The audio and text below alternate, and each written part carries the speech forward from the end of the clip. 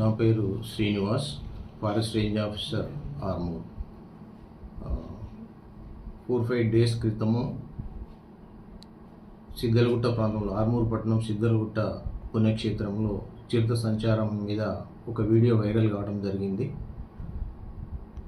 అందుకుగాను చిరుత సంచారం నిజమా లేదా అని తెలుసుకోవడానికి ప్రతిరోజు కూడా ట్రాప్ కెమెరాస్ మేము అక్కడ పెడుతున్నాము. ప్రతి రోజు కూడా దాన్ని అనాలిసిస్ చేయడం జరుగుతుంది. మరి ఇప్పటి వరకు కూడా చిరుత ఉన్నట్టుగా ఆనవాళ్ళు ఏమీ మాకు ఇమేజ్లు కానీ ఫొటోస్ కానీ ఏమి రాలేదు. మరి సిద్ధలగుట్ట ప్రాంతంలో రోజు డే అండ్ నైట్ పెట్రోలింగ్ చేస్తూ మరి భక్తులకు రక్షణ కల్పించే విషయంలో ఫారెస్ట్ డిపార్ట్మెంట్ పనిచేస్తుంది.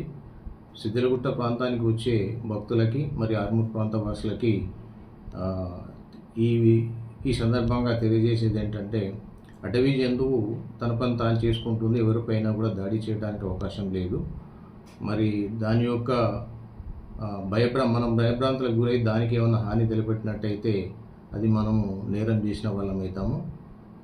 దాని రక్షణ బాధ్యత మనమే తీసుకోవాల్సి ఉంది. కాబట్టి మరి దానికి ఎలాంటి హాని తలపెట్టకుండా అది మనం ఏం చేయదు. కాబట్టి ఇది యథావిధిగా మరి మేనేజ్మెంట్ కమిటీ అయితే మాత్రము భక్తులను అలౌ చేసింది. ఇప్పుడు సోమవారం నుంచి మరి యథావిధిగా రావచ్చు. మా పని మేము చేస్తూనే ఉన్నాము. ఒకవేళ దాని జాడ తెలిసినట్టయితే దాన్ని పై అధికారులకు మేము సమర్పించుకొని వాళ్ళ యొక్క ఇన్స్ట్రక్షన్స్ ప్రకారము దాన్ని బంధించి దాన్ని వేరే చోట రిలీజ్ చేయడానికి సన్నాహాలు చేసుకోవటం జరుగుతుంది, ఒకవేళ పై అధికారులు మాకు అనుమతి ఇచ్చినట్టయితే. Thank you.